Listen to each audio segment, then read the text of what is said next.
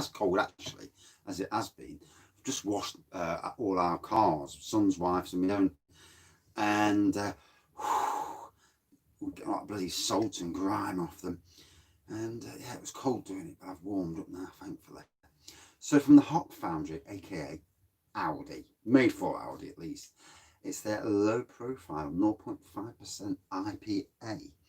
Never drank it before, doesn't really tell you anything about it, which is a bit, you know, if you're going to release beers and that, at least put some information pertaining to the taste, the aroma, and that on these beers. I do find it's an annoyance across the industry where they don't tend to, you know, at least make a bit of effort in that respect. But never want to slag brew beer companies off for not doing what they should be doing. There we go. Low profile. A bit like me in the shed. So, looks like an amber pour, a whitehead.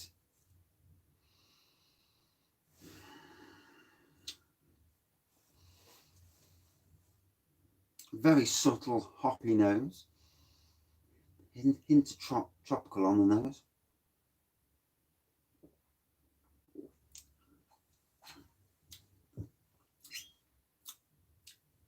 Tropical on the taste. There's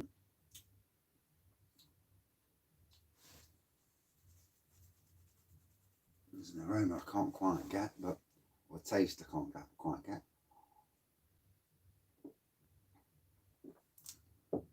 So now, this time of the year, usually pubs and elf people go on about dry January.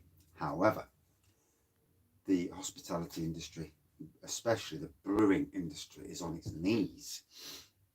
So now it's more like, forget dry January. And there's some that are doing dry, there's some that are doing tri-annuary. And you know, let's be fair, it's up to the individual what they drink and what they don't drink. I would never call anybody out. I mean, if someone was drinking, getting up in the morning and necking vodka and drinking a bottle of vodka before dinner, that is rather big cause for concern. Having the extra beer or 2 beers a night, yes, according to the health people, you're not supposed to do it. But let's be fair, in the middle of a pandemic, when you don't know if you're going to get this chuffing disease and whether you're going to die from it, you know, the extra beer, if it helps you sleep at nights, gives you the good night's sleep, which is all part of your mental health, then, you know, it's a good thing to do whatever you can to survive through this ongoing pandemic. The third vaccine's gone online today. We're not going to see that till spring. But the fact of the matter is that there's 3 vaccines now, and it's great news for the country, great news for the world.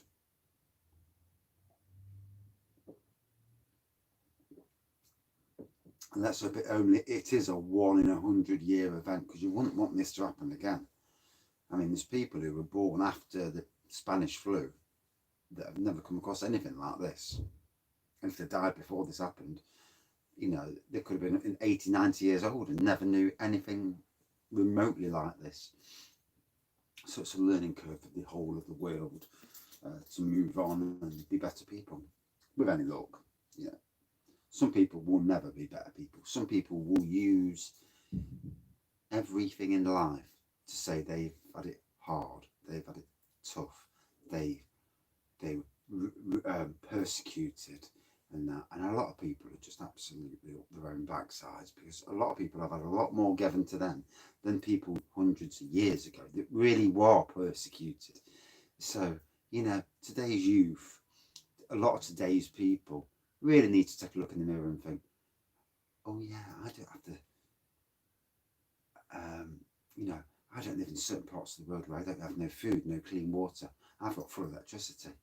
I can go out and get a job, earn money.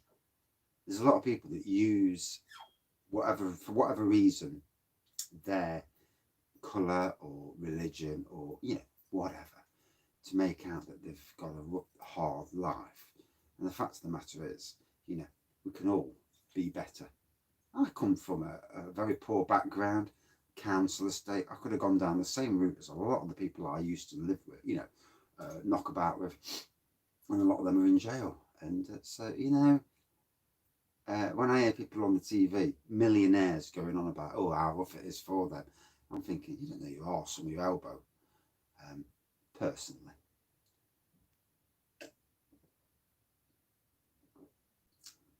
Especially millionaire footballers.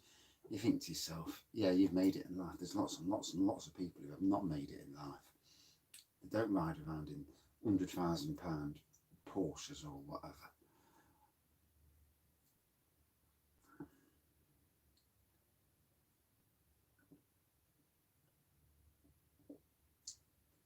Always makes me laugh when you get the millionaires go on TV asking everybody else to, you know, give money to charities. Where the bloody hell are you giving the money to charity? Yeah, you might be doing it for free, but are you dipping in your own pocket and giving a good amount of your money to a charity? A lot of these people need to practice what they're trying to preach, in you know, in my opinion. I mean, you look at someone like J.K. Rowling, she's actually set up her own charity and does do that sort of thing. So fair play. She was a single mum. She's made some money, but she's still giving it away, and in a good way. And that is the way to be. Too many rich people, you know, making out they're doing good, and they're not. And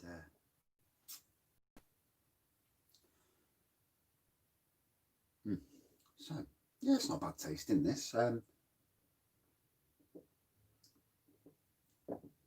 Try not to focus on the non-alcoholic element, just the taste element. And it's going down quite well. Hints of breadiness in the taste. It's more subtle than some of the low alcohol stuff that's out there. Some of it they try to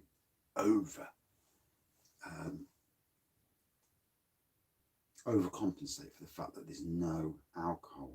So a lot of the traditional beer sellers who've gone into low alcohol and alcohol free, a lot of theirs are heavy on malts. And the problem with that is heavy on malts makes for quite a nasty tasting alcohol free beer, or certainly not the norm. Obviously, it's all down to you. You know, I can give you my opinion, and my opinion on this is it's going down a treat. It tastes damn nice.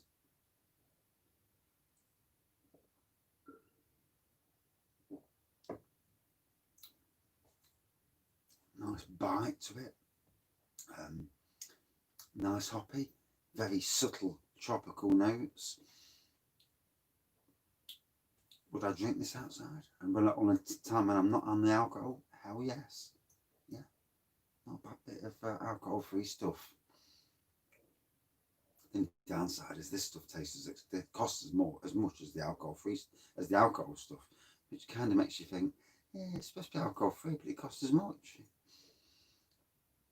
I don't know who makes it. I presume it's not Brewdog after their little spat with Aldi over the Ald. Is it the Ald IPA or no? That's the one they actually made. There's another one, but yeah, similar sort of colour can. It looks a bit like Punk IPA.